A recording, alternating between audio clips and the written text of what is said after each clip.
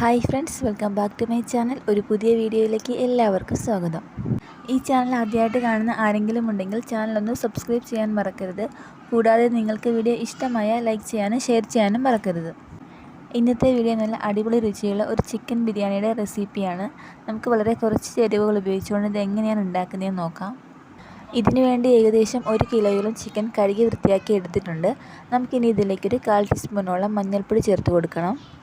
ഇനി നമുക്കിതിലേക്ക് ഏകദേശം 1 ടേബിൾ സ്പൂണോളം ഗരം മസാലയും 2.5 ടേബിൾ സ്പൂണോളം മുളക് പൊടിയും ചേർത്ത് കൊടുക്കാം. ഇനി വേണ്ടത് റെഡിമെയ്ഡ് ചിക്കൻ മസാലയാണ്. 1 ടേബിൾ സ്പൂണോളം റെഡിമെയ്ഡ് ചിക്കൻ മസാല ചേർത്ത് കൊടുക്കാം. പിന്നെ 2 ടേബിൾ സ്പൂണോളം ഇഞ്ചിയും വെളുത്തുള്ളിയും നന്നായിട്ട് ചതച്ചതും കൂടി ചേർത്ത് കൊടുക്കണം. ഇനി നമുക്കിതിലേക്ക് ആവശ്യത്തിനുള്ള ഉപ്പ് ചേർത്ത് കൊടുക്കാം. അതുപോലെ തന്നെ ഏകദേശം 1 ടേബിൾ സ്പൂണോളം എണ്ണയും കൂടി ചേർത്ത് കൊടുക്കാം. ഇവിടെ ഇപ്പം ചിക്കനിൽ നിന്നും കുറച്ച് വെള്ളം വന്നിട്ടുണ്ട്. അതുകൊണ്ട് ഞാൻ വേറെ വെള്ളമൊന്നും ചേർക്കാണ്ട് നന്നായിട്ട് മിക്സ് ചെയ്തെടുക്കുകയാണ് ചെയ്യുന്നത്. ഇത് ചിക്കനിൽ വെള്ളം പോരാന്നുണ്ടെങ്കിൽ കുറച്ചുകൂടി വെള്ളം ചേർത്ത് നന്നായിട്ടൊന്ന് മിക്സ് ചെയ്തെടുക്കുക മസാലയെല്ലാം.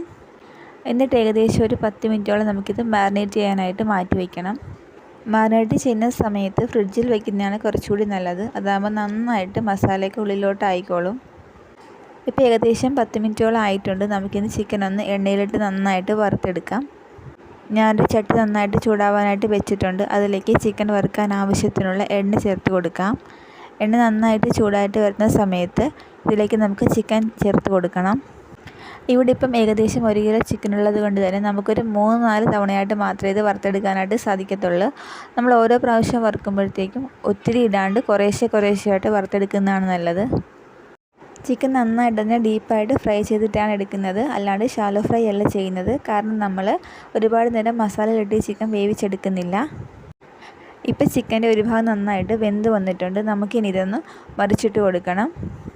അതുപോലെ തന്നെ എണ്ണ ഇനി പോരാന്നുണ്ടെങ്കിൽ ഈ സമയത്ത് നമുക്ക് എണ്ണയൊക്കെ ചേർത്ത് കൊടുക്കാം. നമ്മൾ ഈ ബിരിയാണി ഉണ്ടാക്കുമ്പോഴത്തേക്കും ഒരുപാട് സമയം എടുക്കുന്നത് ഇങ്ങനെ ചിക്കൻ വറുത്തെടുക്കാനാണ്. ഇങ്ങനെ 3-4 തവണയായിട്ട് ചിക്കൻ വറുത്തെടുക്കുമ്പോഴത്തേക്കും ഒത്തിരി സമയം എടുക്കും. ചിക്കൻ നന്നായിട്ട് വെന്ത് വന്നിട്ടുണ്ട്. നമുക്കിനി ഇതെല്ലാം കോരി മാറ്റി വയ്ക്കണം. അതുപോലെ തന്നെ നമ്മൾ ബാക്കിയുള്ള ചിക്കനും ഇതിലേക്കിട്ട് നന്നായിട്ട് വറുത്തെടുക്കണം.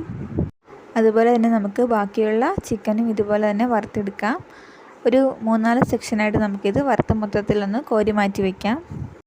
നമ്മൾ കുറേശ്ശെ ചിക്കൻ ഇട്ടാൽ മാത്രമേ നമുക്ക് നന്നായിട്ട് വറുത്തെടുക്കാൻ പറ്റത്തുള്ളൂ. ഒത്തിരി ഇട്ട് കഴിഞ്ഞാൽ അതിനകത്തുനിന്ന് വെള്ളം ഇറങ്ങാനുള്ള ചാൻസ് ഉണ്ട്. അങ്ങനെ വന്നാൽ വെള്ളം വറ്റാനായിട്ട് ഒത്തിരി സമയം എടുക്കും. ഇവിടെ ഇപ്പം എല്ലാ ചിക്കനും വറുത്ത് കോരി മാറ്റി വെച്ചിട്ടുണ്ട്. നമ്മുടെ ബിരിയാണി ഉണ്ടാക്കാനുള്ള ഒരു മെയിൻ പണിയാണിത് കഴിഞ്ഞിട്ടുണ്ട്. നമുക്കിനി ചിക്കനുള്ള മസാല ഉണ്ടാക്കിയെടുക്കണം. അതിന് വേണ്ടി ഒരു ചട്ടി അടുപ്പത്ത് വെച്ച് നന്നായിട്ട് ചൂടാക്കാം. നന്നായിട്ട് ചൂടായിട്ട് വരുമ്പോഴത്തേക്കും നമുക്കതിലേക്ക് ഏകദേശം ഒരു 4 ടേബിൾ സ്പൂണോളം എണ്ണ ചേർത്ത് കൊടുക്കണം. എണ്ണ നന്നായിട്ട് ചൂടായിട്ട് വരുമ്പോഴത്തേക്കും നമുക്കതിലേക്ക് 1.5 ടേബിൾ സ്പൂണോളം ഇഞ്ചിയും വെളുത്തുള്ളിയും നന്നായിട്ട് ചതച്ചത് ചേർത്ത് കൊടുക്കാം.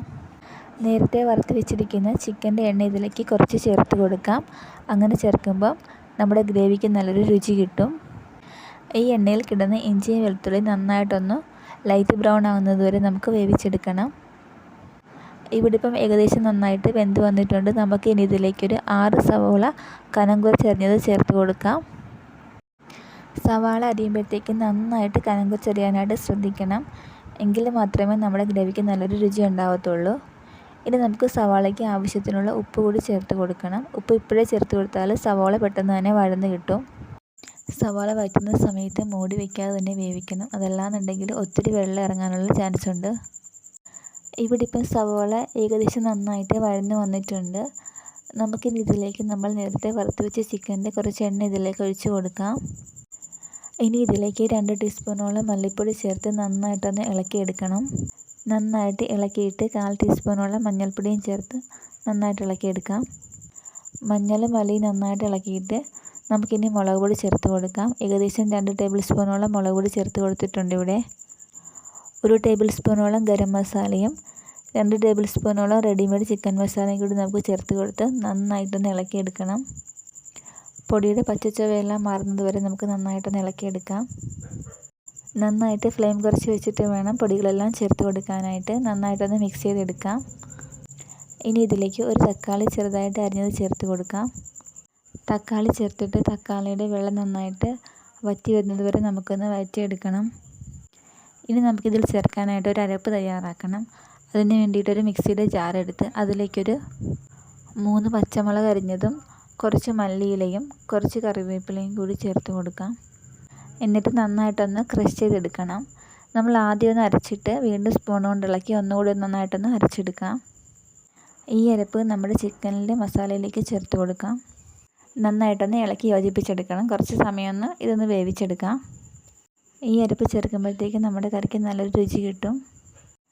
ഏകദേശം 1-2 മിനിറ്റോളം കുറഞ്ഞ ഫ്ലെയിമിൽ വെച്ചിട്ട് നമുക്ക് ഈ മസാല നന്നായിട്ടൊന്ന് വഴറ്റിയെടുക്കണം. നന്നായിട്ട് സവാളയായിട്ടൊന്ന് മിക്സായിട്ട് വരണം. നമ്മുടെ സവാള മിക്സ് നന്നായിട്ട് റെഡി ആയിട്ടുണ്ട്. നമുക്കിനി ഇതിലേക്ക് കുറച്ച് വെള്ളം കൂടി ചേർത്ത് കൊടുക്കണം. വെള്ളം ചേർക്കുമ്പോഴത്തേക്കും ഒത്തിരി ആകാൻ പാടില്ല. ഞാനിവിടെ ഏകദേശം ഒരു 300 ml വെള്ളമാണ് ഒഴിച്ച് കൊടുക്കുന്നത്. വെള്ളം ഒഴിച്ചിട്ട് നന്നായിട്ട് മിക്സ് ചെയ്തെടുക്കണം.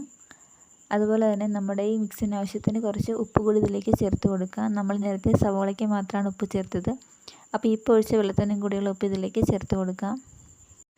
എന്നിട്ട് കറി നന്നായിട്ട് തിളപ്പിച്ചിട്ട് ഒന്ന് കുറുക്കിയെടുക്കണം. കുറച്ച് സമയം തിളപ്പിച്ച് നന്നായിട്ട് എണ്ണ തെളിയുന്നവരെ ഒന്ന് വറ്റിച്ചെടുക്കാം.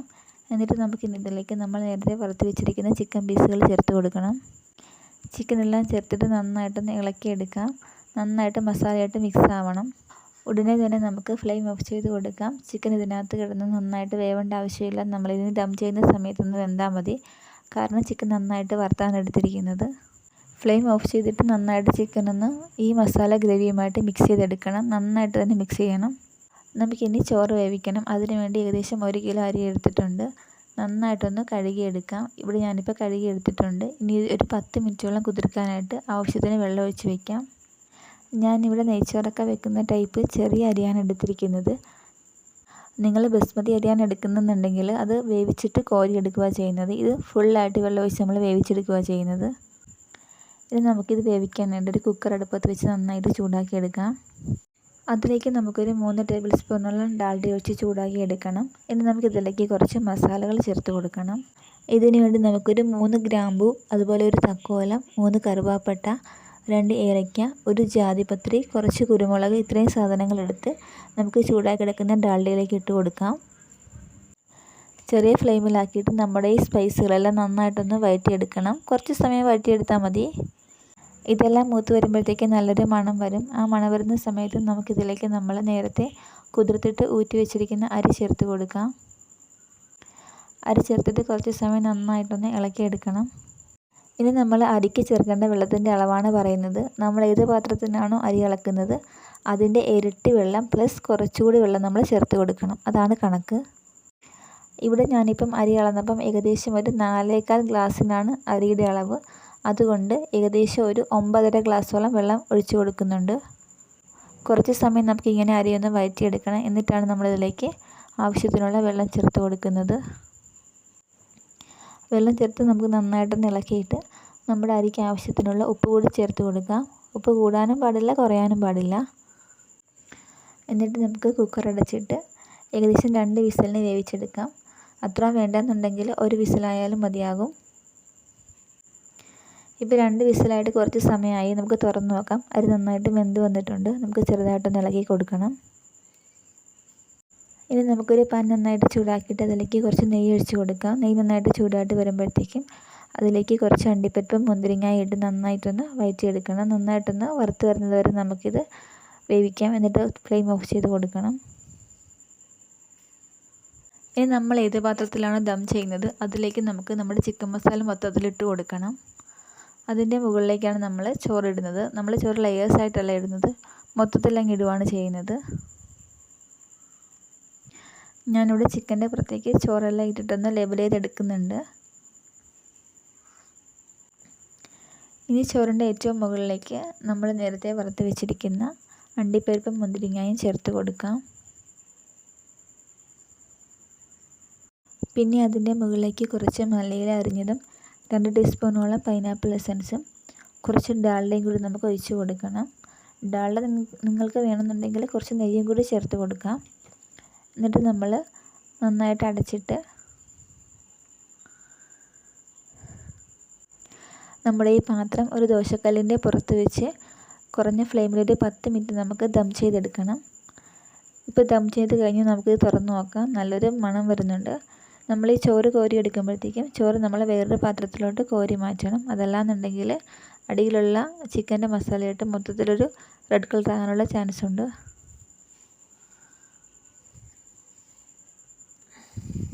ചോറൊന്ന് ചെറുതായിട്ട് മിക്സ് ചെയ്തിട്ട് നമ്മൾ വേറൊരു പാത്രത്തിലോട്ട് മാറ്റിയിട്ട് വേണം നന്നായിട്ടൊന്ന് മിക്സ് ചെയ്തെടുക്കാനായിട്ട്. അതുപോലെ തന്നെ മസാലയും നമ്മൾ സെപ്പറേറ്റ് ആയിട്ട് വേറൊരു പാത്രത്തിലോട്ട് മാറ്റി വയ്ക്കണം. അപ്പോൾ ഇതാണ് നമ്മുടെ ചിക്കൻ ബിരിയാണി. നല്ല ടേസ്റ്റി ആയിട്ടുള്ള വളരെ സിമ്പിളായിട്ടുള്ളൊരു ബിരിയാണിയുടെ റെസിപ്പിയാണ്. നമുക്കപ്പോൾ ഇതുപോലെ വേറൊരു റെസിപ്പിയുമായിട്ട് വീണ്ടും കാണാം.